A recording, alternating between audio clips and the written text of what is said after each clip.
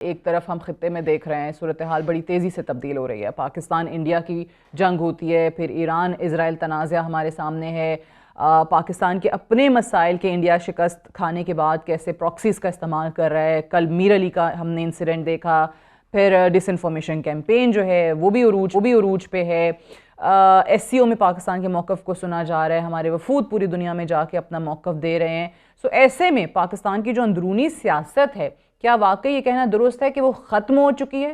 And is it a good thing اور bed? شکریہ سعدیہ. دیکھیں، اس بنیادی طور پہ اگر دیکھا جائے تو پاکستان اور ہندوستان کی جنگ کے بعد جو پاکستان کو عالمی سطح پہ ایک پذیرائی ملی اور سپورٹ ملی اور ہندوستان کو جو آئسولیشن کا شکار ہونا پڑا، اس کا پاکستان نے اچھا خاصا فائدہ اٹھا لیا ہے. یہ بات اپنی جگہ پہ درست ہے کہ ملک کے لیے اکانومی، اس کا ڈیفنس، یہ دونوں لازم و ملزوم ہیں. اور آپ کی اگر اکانومی درست نہیں ہوتی تو آپ ایک مضبوط دفاع نہیں کر سکتے. اس لیے پاکستان کے اندر اگر کوئی سیاسی بحران ہے تو اسے بھی درست کیا جانا ضروری ہے. اور دوسرا سب سے بڑا چیلنج جو ہے وہ اس وقت آپ کو دہشت گردی کا سامنا ہے. اب دہشت گردی کا جو سامنا ہے اس میں تو آپ کے لا انفورسمنٹ جو ایجنسیز ہیں ان کا کردار ہے، حکومت کی ڈیسیژن میکنگ کا کردار ہے. لیکن سیاسی بحران تب بڑھتا ہے جب حکومت اور اپوزیشن کے مابین کلیش بہت بڑھ جائے. اور دیکھا جائے تو تحریک انصاف اپنی سیاسی غلطیوں کی وجہ سے اب حکومت کے لیے کوئی بڑا چیلنج نہیں رہی. ایک تو یہ ہے کہ جو پارلیمان کے اندر ان کو اب جس سپریم کورٹ کے فیصلے کے بعد مشکلات کا سامنا کرنا پڑے گا، اس سے ہٹ کے جو سڑکوں کے اوپر جو احتجاج کی طاقت پی ٹی آئی کے پاس تھی اس کو پراپر طریقے سے وہ یوٹیلائز نہ کر سکے، جس کی وجہ سے حکومت کو یہ چیلنج تقریباً اب نہ ہونے کے برابر رہ گیا ہے. پھر پی ٹی آئی نے جو کوشش کی سیاسی جماعتوں کو ساتھ ملانے کی، پی ٹی آئی اس میں بھی کامیاب نہ ہو سکی. اگر کوئی grand alliance P T I بنانے میں کامیاب ہو جاتی تو پھر حکومت کے لیے دباؤ بڑھ جاتا، حکومت کے لیے ایک بڑا چیلنج ہوتا. اس سے آگے جا کے جو اصل صورتحال پھر پی ٹی آئی کو اپنے اندرونی اختلافات کا مسئلہ تھا، اگر اس پر بھی قابو پا لیتی تو تب بھی حکومت کے لیے مشکلات ہوتی. پی ٹی آئی ان تینوں محاذوں پر اپنے آپ کو جو ہے سیاسی فیصلے درست نہ کرنے کی وجہ سے آج جس سطح پہ لے کے آئی ہے اس سطح پہ ان کا کارکن بھی مایوس ہے. ان کا کارکن اپنی ہی لیڈرشپ کے اوپر عدم اعتماد کر رہا ہے. ان کے پارٹی کے اندر لوگ ایک دوسرے کے اوپر عدم اعتماد کر رہے ہیں.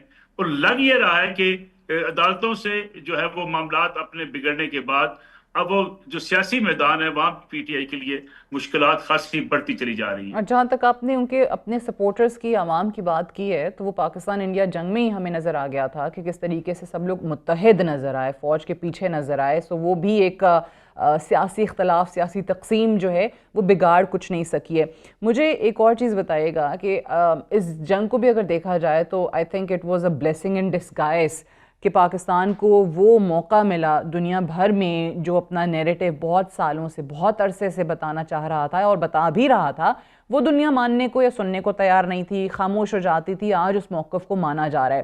ہمارے ہاں مسئلہ یہ ہے کہ اگر ایسی اپرچونٹی آ بھی جائے تو بجائے اس کے کہ وہ جو بینیفٹس حاصل ہوئے ہیں اس کو اور بلڈ کیا جائے، ہم بھول جاتے ہیں اور ہم واپس وہ چھوٹی چھوٹی چیزوں میں چلے جاتے ہیں اور پھر ان سے فائدہ نہیں اٹھا پاتے ہیں. یہ پوری صورتحال جو پاکستان کے اس وقت بہت فیور میں ہے، اس کو لیوریج کیسے کریں؟ دیکھیں، میں سمجھتا ہوں پہلی بات تو یہ اگر ہم اندرونی جو ہے وہ سیاست کی بات کریں، پی ٹی آئی کے پاس بھی یہ بڑا موقع تھا. جب ہندوستان اور پاکستان کی جنگ تھی تو یہ موقع تھا پی ٹی آئی کے پاس کہ وہ بڑی قوت کے ساتھ، بڑی شدت کے ساتھ اپنے تمام سوشل میڈیا کے لوگوں کو، اپنے تمام قائدین کو جو ہے وہ اس وقت افواج پاکستان اور پاکستان کے دفاع کے لیے میدان میں اتار دیتی. اس سے پی ٹی آئی کو بڑا خاطر خواہ فائدہ ہوتا. ٹھیک ہے، پی ٹی آئی نے سپورٹ کیا افواج پاکستان کو اور یہ بھی کہا کہ وہ پاکستان کے خلاف جو جارحیت ہے اس میں وہ پاکستان کے موقف کو یا حکومت کے ساتھ کھڑے ہیں. لیکن جس شدت سے کھڑے ہونے کا موقع ان کے ہاتھ آیا تھا، میں سمجھتا ہوں کچھ بلاگرز نے، کچھ یوٹیوبرز نے شاید ان کو اس سے نقصان پہنچایا. آپ اس کے بعد دیکھ لیجئے، اس کے بعد جو پاکستان کے لیے اٹ واز این آنر. اب پاکستان کے فوجی جرنیل جا رہے ہیں، فیلڈ مارشل آصم منیر جا رہے ہیں، پریزیڈنٹ ٹرمپ سے ملاقات ہو رہی ہے. اس کے بعد کا جو تبصرے تھے پی ٹی آئی کی طرف سے وہ بھی آپ نے دیکھے ہوں گے. تو وہی میں آپ سے عرض کر رہا تھا کہ پی ٹی آئی کو اس موقع پہ اگر خاموشی اختیار کر لیتی تو پی ٹی آئی اس کا فائدہ اٹھا سکتی تھی. بالکل اس طریقے سے جیسے ایران کے حوالے سے ہمیں بہت سی ریزرویشن رہی ہیں ماضی میں، لیکن جب اسرائیل اور ایران کی جنگ ہوئی تو پاکستان نے کھل کر ایران کی حمایت کا اعلان کیا، ایف اور بٹ کے بغیر. ہم نے کہا کہ نہیں ہم ایران کے موقف کے ساتھ ہیں، اس لیے کہ وہ ایسا سینسٹیو ایشو ہے جی کہ جب اسرائیل حملہ آور ہو کسی مسلمان ملک کے اوپر تو بے شک آپ کے جتنے مرضی اختلافات ہوں، آپ کو اس مسلمان ملک کے ساتھ کھڑے ہونا آپ کے لیے لازم ہے۔ تو میرے خیال میں جس طریقے سے حکومت نے اسرائیل ایران جنگ کے دوران اپنے کارڈز کو کھیلا، پی ٹی آئی کو بھی یہ کارڈ ہندوستان اور پاکستان کی جنگ کے مابین کھیلنے چاہیے تھے۔ پھر دوسرا، اس جنگ جیتنے کے بعد جو پاکستان کی آپ سمجھ لیں کہ سفارتکاری ہے، اس میں جس انداز سے کام کیا گیا، کچھ بالکل یہ ہے کہ اللہ تعالیٰ کی طرف سے بھی خاص مہربانی ہوئی کہ ہم جنگ جیتے، ہمیں جو ہے عالمی سطح پہ سپورٹ ملی، چین ہمارے ساتھ جس طریقے سے کھڑا ہوا، سعودی عرب کھڑا ہوا، ترکی نے ہمیں سپورٹ کی، پھر امریکی کی طرف سے ہمیں جو سپورٹ ملی۔ تو میں سمجھتا ہوں جو پاکستان کو آئسولیشن کا، سفارتی تنہائی کا دعویٰ یہ تانے دینے والا ہندوستان تھا، اس کی مشکلات بڑھتی چلی گئیں۔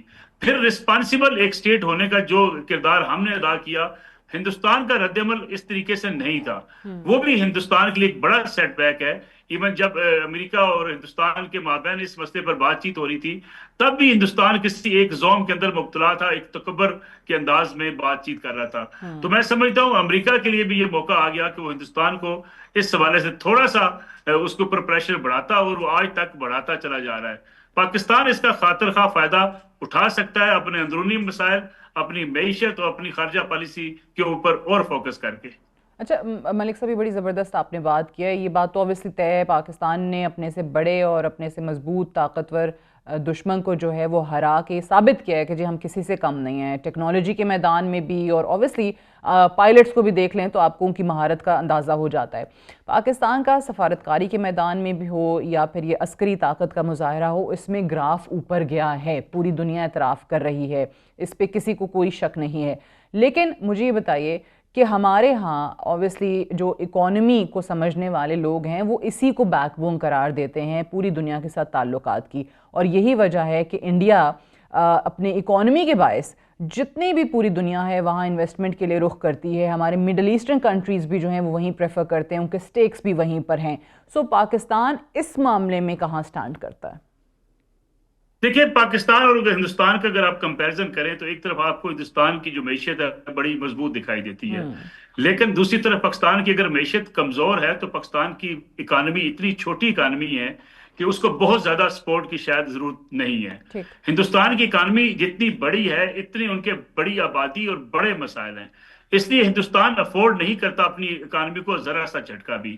پاکستان تھوڑی سی سپورٹ ملنے کے بعد اپنی اکانومی کو کھڑا کر سکتا ہے، اس لیے کہ جتنی ہماری ریکوائرمنٹس ہیں، جتنی ہماری اکانومی کا سائز ہے، میں سمجھتا ہوں اس میں اگر ہم چین اور امریکہ کے مابین جو اب اس وقت ہم کافی حد تک کامیاب ہوئے ہیں، ایک بیلنس رکھنے میں کامیاب ہو جائیں، مڈل ایسٹ کے جن ممالک کو ہم اٹریکٹ کرنے میں کامیاب ہوئے ہیں ان سے سرمایہ کاری آ جائے، اور خاص طور پہ جو ہماری لوکل سرمایہ کاری ہے اس پہ اگر ہم فوکسڈ ہو جائیں۔ سب سے جو حکومتوں کی پرابلم رہی ہے ہمارے ہاں، ہم بیرونی سرمایہ کاری کی بات تو کرتے ہیں لیکن لوکل سرمایہ کار کو ہم نہ فیسیلیٹیٹ کرتے آپ ہیں، کا نہ اپنا ان کو سرمایہ جو کار بھاگ مقبول جاتا کراتے ہے ہیں۔ یہاں سے۔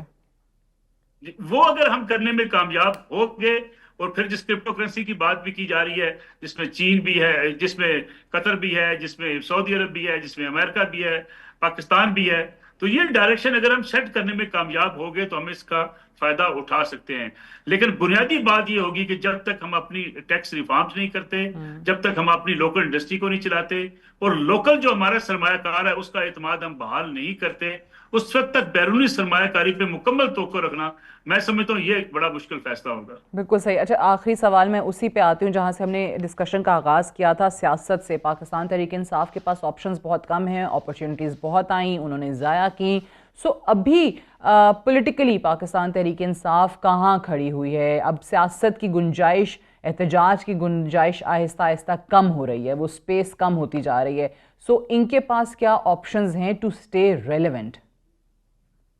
دیکھیں، اگر آپ سپریم کورٹ کے حالیہ فیصلے کو دیکھیں، پی ٹی آئی اسے غیر آئینی قرار دیتی ہے، اور اگر اخلاقاً بات کی جائے، اگر جو ول آف دی پیپل کی بات کی جائے، جو جسٹس منصور علی شاہ نے جو فیصلہ دیا تھا جس میں انہوں نے یہ سیٹیں پی ٹی آئی کو دی تھی، اس کو اگر دیکھا جائے تو پی ٹی آئی جو ہے وہ ان کو یہ نشستیں ملنی چاہیے تھی۔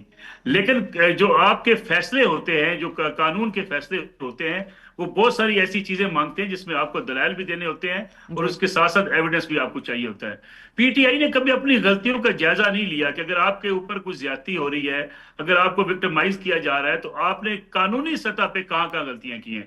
اگر پی ٹی آئی اس کا جائزہ لیتی تو شاید یہ نوبت بھی نہ آتی جو آج نوبت آ چکی ہے. پھر اس کے بعد پی ٹی آئی کو جو آئسولیشن میں رہ کے سیاست کرنے کا شوق ہے, اس میں پی ٹی آئی کا سروائیول اتنا آسان نہیں ہوگا. پی ٹی آئی اگر کوئی گرینڈ الائنس بنانے میں کامیاب نہیں ہوتی, اب دیکھیں پاکستان پیپلز پارٹی کے ساتھ انہوں نے ایک زمانے میں بات چیت کی, پھر ان کے خلاف ایک معاذ ذرائی کی, ایک کمپین چلائی. اکیلی پی ٹی آئی اگر سمجھے کہ وہ اسٹیبلشمنٹ سے بھی لڑ لے گی, وہ سیاسی نہیں ہو جماعتوں سے سکتا بھی لڑ لے بالکل. گی اور وہ کامیابی بھی حاصل کر لے گی, اس کا امکان بڑا کم دکھائی دیتا ہے. سولو فلائٹ کے ساتھ پی ٹی آئی کا سروائیول بہت مشکل ہے. Nasr, thank you so much for joining us today on the show.